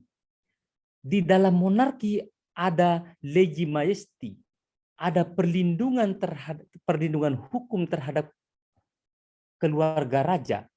Tidak boleh menghina raja. Bahkan di Thailand, menghina keluarga kerajaan bisa dihukum 15 sampai 20 tahun karena konteksnya monarki.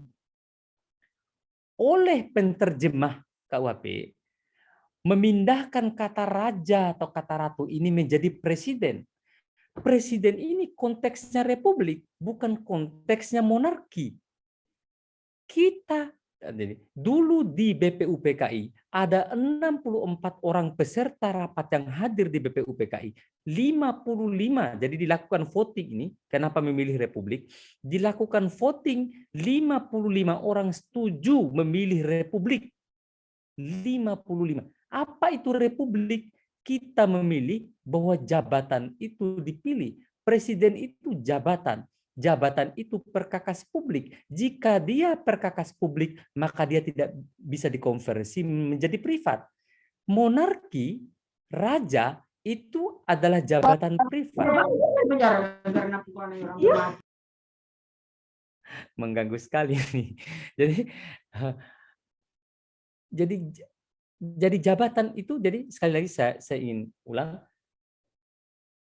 sehingga kritik kita terhadap pemerintah, terhadap presiden atau terhadap lembaga nanti ini bahaya. Karena begini, ada satu pasal misalnya RKUHP itu yang mengatakan bahwa menghina lembaga atau kekuasaan umum.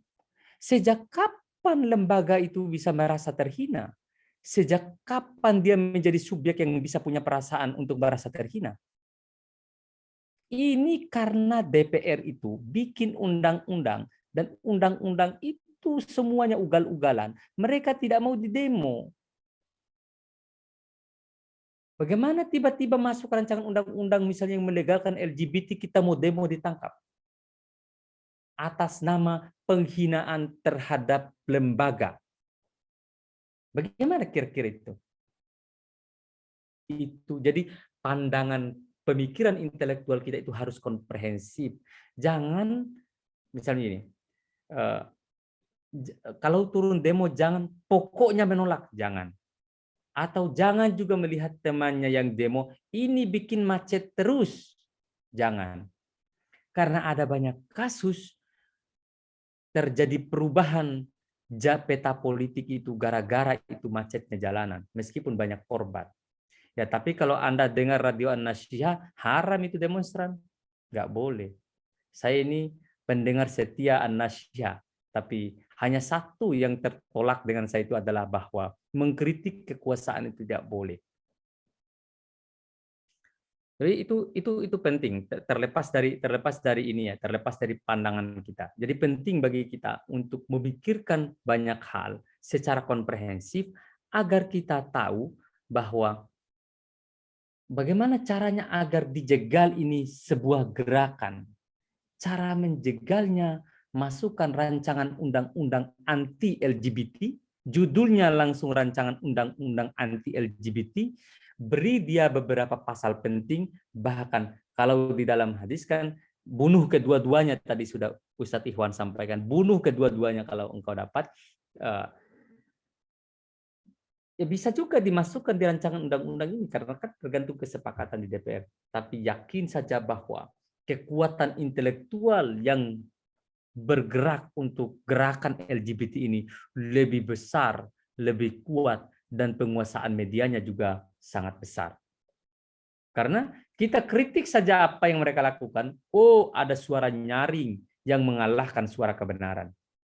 Maka tutup telinga kalau mau bergerak untuk ini, jadi penulis yang baik, minimal begini, menulis di status, kemudian mengkritik, nggak usah, nanti orang mengatakan A, B, C, nggak usah didengar, anjing menggonggong kafilah berlalu, nggak perlu. Kalau ini mau dibangun sebuah gerakan perlawanan, bikin gerakan, bikin komunitas, dan komunitas itu harus berani berbeda di media sosial, karena kalau tidak berbahaya kita. Mereka itu adalah gerakan intelektual yang sudah lama dibangun sejak tahun 50-an di barat, Mereka menulis buku-buku yang begitu luar biasa, bahkan sampai memproklamirkan, menuduh bahwa rumah tangga itu adalah pusat epicentrum penindasan. Bayangkan tuh. Jadi genealogi penindasan itu bagi kaum feminis adalah ketika institusi rumah tangga dilegalkan. Ini anarko sebenarnya. Kelompok anarko tapi dalam konteks feminis. Tapi itu disebut dengan feminis lesbian. Tapi kapan kita bicara begini di hadapan mereka? Oh, mereka serang kita. Saya pernah mengedit buku pemikiran feminisme profetik. Saya pernah lama sekali. Saya pernah dalami kajian ini, kajian tentang feminisme itu sekitar tahun 2006-2007. Saya memiliki buku-bukunya, buku-buku pemikir mainstream. Dan saya baca-baca banyak kajian yang di dalam orang seperti misalnya yang sering kita pakai misalnya Michel Foucault itu kan gay untuk membuktikan teorinya dia menjadi gay dan dia meninggal dalam keadaan HIV/AIDS misalnya. Itu banyak itu kasus-kasus begitu. Teman-teman sekalian, mungkin itu jawaban saya, moderator. Terima kasih. Assalamualaikum warahmatullahi wabarakatuh.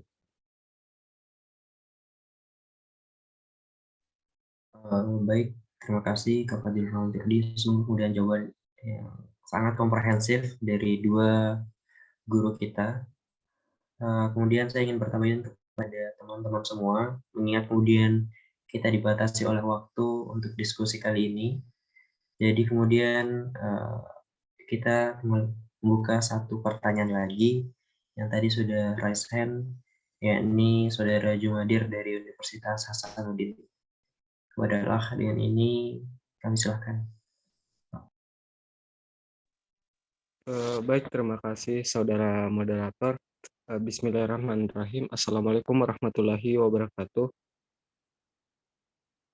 Perkenalkan, nama saya Jumadir dari jurusan Ilmu Pemerintahan Fakultas Ilmu Sosial dan Ilmu Politik Universitas Hasanuddin. Langsung saja, bagi saya ada suatu kekhawatiran bagi saya mengenai perkembangan LGBT di Indonesia, yaitu tidak ada payung hukum yang secara eksplisit menyatakan bahwa LGBT merupakan suatu bentuk tindak pidana. Hal ini sangat disayangkan ketika Indonesia justru didaulat sebagai negara muslim terbesar di dunia dan berpedoman kepada ketuhanan yang Maha Esa. Jadi pertanyaan saya, apa yang umat Islam bisa lakukan, terutama kalangan mahasiswa muslimah, untuk menentang paham LGBT ini? Di sisi lain, kami tidak mendapat perlindungan hukum secara konstitusional. Mungkin itu saja. Mohon maaf apabila ada kesalahan. Wabillahi taufik wal hidayah. Wassalamualaikum warahmatullahi wabarakatuh. Baik, bismillah. Terima kasih kepada Saudara Jumadir Unhas. Jumadir, mungkin langsung saja, ini spesifik kemudian ke arahnya adalah ke akademisi hukum. Kepada Kak Fadlur, dengan ini kami persilahkan terkait dengan konsep aturan norma hukum yang ada di Indonesia dengan konsep Islam yang mayoritas. Silakan Kak. Baik, saya begini, saya tidak takut pada tindakan praksisisme LGBT sebenarnya, karena ini terbatas jangkauannya. Yang saya paling takutkan itu adalah gerakan pemikiran LGBT. Karena itu sekarang yang menguat, itu sekarang yang dikampanyekan. Kampanye dan gerakan pemikiran ini, gerakan pemikiran bahwa mereka harus dilindungi karena hak asasi manusia, orientasi seks itu adalah merupakan karunia dari Tuhan, kira-kira begitulah cara berpikirnya. Ini yang kita takutkan. Praktiknya mungkin sejak dulu sudah ada, tetapi tidak membesar, tidak menguat kayak sekarang. Yang kita takutkan itu. Nah, mungkinkah dibuatkan hukum? Tidak ada yang tidak mungkin. Maka kita butuh politisi yang punya keberpihakan.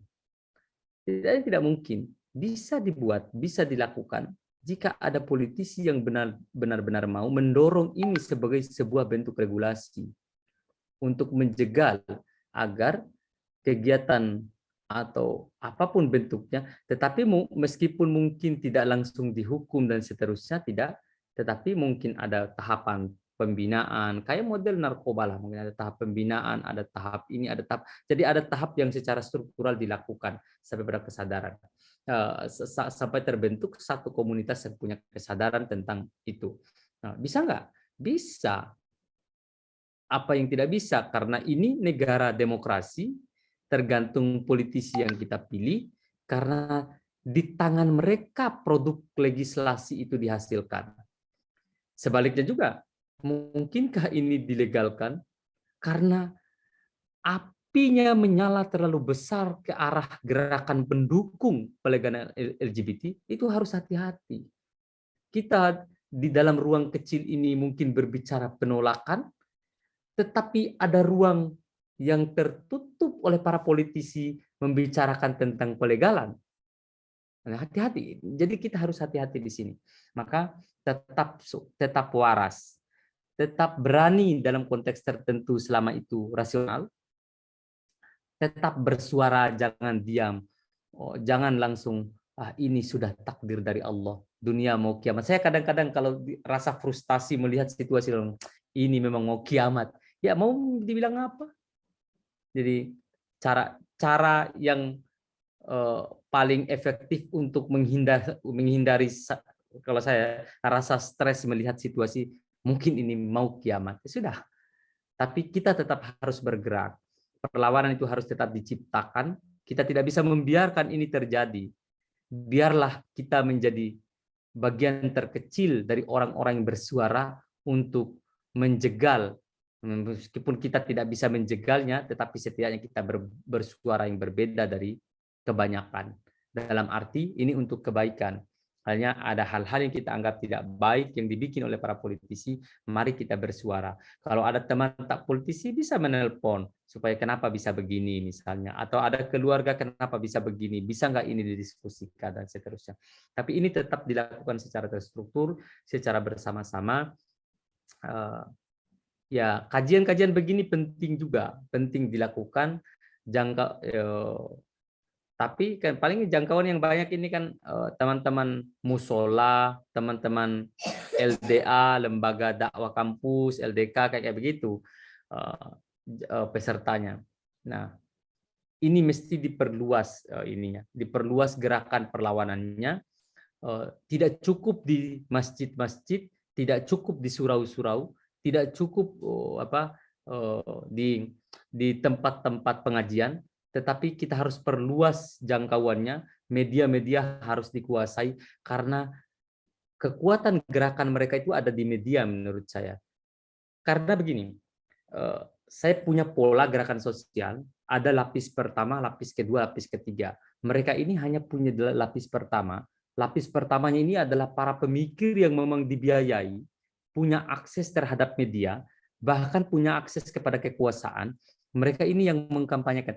Jadi satu artikel yang mereka bikin itu sudah tajam karena dibiayai ini artikel, kajiannya sudah tajam, teorinya sudah banyak, kemudian itu yang akan dilempar jadi bahan diskusi besar. Kita banyak juga mungkin yang begitu, tapi kan akhirnya kalau kita bawa dalil-dalil, mereka bilang ini radikal, ini intoleran. Padahal begini, kita sudah uraikan panjang lebar tentang alasannya. Hanya dengan cap radikal berhenti seluruh argumen berhalaman tadi.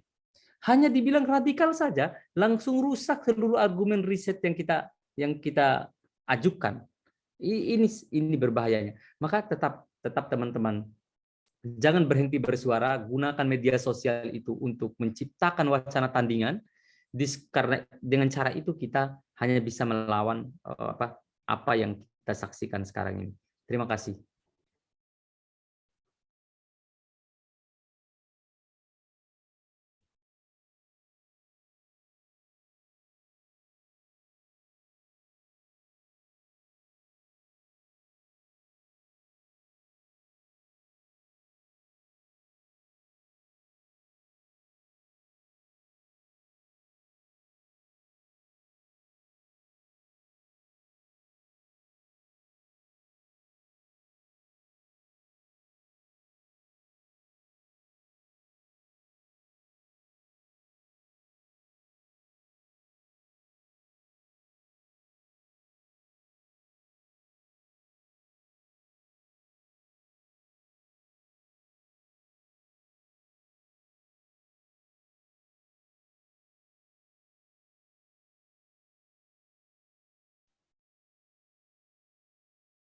Baik, kami ucapkan terima kasih kepada dua pemateri dan juga para penanya. Di ujung kemudian diskusi kita kali ini, kemudian kita temukan konsep dialektika antara penanya dan juga pemateri. Kami kemudian mengucapkan terima kasih kepada seluruh hadirin sekalian, beserta kemudian para guru-guru kami. Selanjutnya, sebelum kemudian kami menutup, terlebih kemudian kami meminta kepada dua guru kami selaku pemateri untuk kemudian memberikan closing statement-nya terkait dengan topik pembahasan terkait dengan LGBT, kemudian untuk kemudian penanganannya untuk mencapai kemudian gagasan negara paripurna, baik kemudian jalannya ulama dan juga umara dalam sistem pemerintahan yang ada. Mungkin Ustaz Ikhwan sudah keluar, kami arahkan kepada Kak Fajlur untuk memberikan closing statement-nya. Terima kasih. Kalau saya untuk teman-teman mahasiswa, baca, nulis, kampanyekan. Tidak bisa kalau kita hanya sekedar mengutuk saja, tapi kita tidak dalami situasinya, karena ini multidisiplin, tidak hanya satu ilmu. Kadang kan kita suka, misalnya kalau anak hukum tuh saja dibaca. Anak sospol, kalau ilmu politik dia itu saja yang dia baca. Padahal ini hidup ini tidak satu, tidak kayak begitu modelnya. Jadi baca banyak hal, baca misalnya siapapun itu, baca aliran-aliran feminisme, baca buku-buku pemikiran feminisme, baca buku-buku. Kalau tidak suka dengan Syiah, baca semua buku-buku Syiah itu. Itu kenapa penting? Agar kita tahu di mana titik kesalahannya, agar kita tahu di mana letak kita mengkritik. Tapi kita harus punya standing pribadi. Pendirian intelektual saya ini, saya membaca semua ini tidak akan bergerak dari pendirian intelektual saya. Itu yang paling penting sekali. Jadi kita harus punya pendirian intelektual sebagai masyarakat kampus, atau sebagai mahasiswa misalnya. Pendirian intelektual itu tidak akan mempengaruhi apapun yang kita baca. Maka bacalah apapun itu, buku, artikel, aliran pemikiran, apapun itu baca semua. Kemudian itu diramu, dan teman-teman bisa menulis kalau yang punya kebiasaan menulis. Kemudian sebarkan. Itu saja yang bisa kita lakukan, karena iman kita, kekuatan kita sampai di situ, baru sampai di situ. Nanti kalau sudah jadi politisi ya di pengambilan kebijakan. Kampanye itu penting bagi kita, karena dengan kampanye itu kita bisa mengubah cara berpikir orang. Terima kasih, moderator. Assalamualaikum warahmatullahi wabarakatuh. Waalaikumsalam warahmatullahi wabarakatuh.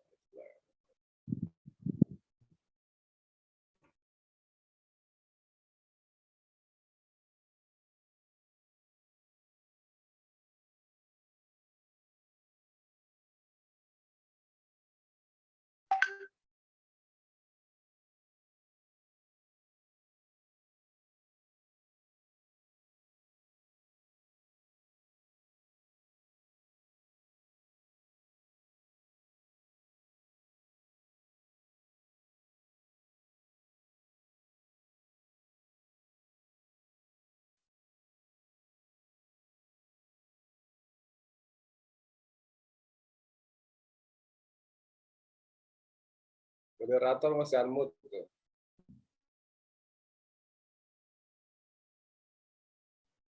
Baik, mohon maaf kepada hadirin sekalian, kami untuk mengaktifkan kamera karena terkendala jaringan. Terima kasih kepada para hadirin sekalian dan juga pembina kami, Dr. Ismail Adil Kasa MH, dan juga kepada pemateri, Kak Fajrul Rahman Jurdi, SH MH, dan juga Ustaz Syuan, LC MHI. Kemudian kami menutup dengan doa kafaratul majelis. Subhanakallah wa bihamdik, asyhadu an la ilaha illa anta, astaghfiruka wa atubu ilaik. Kami serahkan kepada Master of Ceremony. Assalamualaikum warahmatullahi wabarakatuh. Waalaikumsalam warahmatullahi wabarakatuh. Nah, syukran jazakumullah khairan barakallahu fiik kepada para peserta yang telah menyempatkan waktunya untuk hadir pada hari ini. Bapak Ismail Al-Rid telah menyempatkan waktunya selaku pembina tadi memberikan sambutan. Pak Fadlur Rahman juga mungkin sedang di tengah-tengah kesibukannya masih sempat memberikan ilmunya, dan Ustaz juga tadi sudah terlebih dahulu hadir, sudah terlebih dahulu pamit dikarenakan perbedaan waktu dan pergi untuk sholat asar. Nah, kami selaku Master of Ceremony sebelum untuk kegiatan kami menghimbau kepada para peserta untuk mengisi absensi atau presensi yang telah dibagikan karena itu merupakan pendataan untuk sertifikat yang akan dikirimkan nantinya. Dan terkhusus bagi Pak mahasiswa Muslim dan Muslimah Fakultas Hukum Universitas Hasanuddin, kami dari UKM LDA Syariah MPM Fakultas Hukum Unhas membuka beberapa program, yaitu 2 program utama, yaitu mentoring keislaman dan mentoring Al-Quran. Singkatnya, 2 kegiatan ini merupakan program untuk belajar, di mana mentoring keislaman belajar tentang ilmu agama, dan mentoring Al-Quran untuk belajar atau memperbaiki bacaan Al-Quran. Jadi bagi para mahasiswa Fakultas Hukum Universitas Hasanuddin, Muslim dan Muslimah, yang tertarik bisa mendaftarkan dirinya di ada pertanyaan yang kami cantumkan di presensi. Jika tertarik bisa mengisi program-program yang diminati di presensi tersebut. Demikian dari kami selaku panitia teamwork dari kegiatan kajian tematik spesial Darurat LGBT, Bahaya dan Solusi untuk Masa Depan Bangsa. Kami selaku panitia pelaksana dan teamwork mohon undur diri. Semoga apa wawasan yang dibagikan di kegiatan hari ini dapat bermanfaat bagi kita semua dan menjadi nilai ibadah bagi kita sendiri telah menuntut ilmu. Kemudian kami juga mohon maaf jika di dalamnya terdapat kekurangan, baik ini sengaja maupun tidak sengaja. Kami tutup, walaupun tadi sudah ditutup ya, dengan doa kafaratul majlis. Setiap apa kami bilang, subhanakallahumma wa bihamdika asyhadu an la ilaha illa anta astaghfiruka wa atubu ilaik. Assalamualaikum warahmatullahi wabarakatuh. Waalaikumsalam warahmatullahi wabarakatuh. Syukran nih Pak. Terima kasih Pak Fajrul.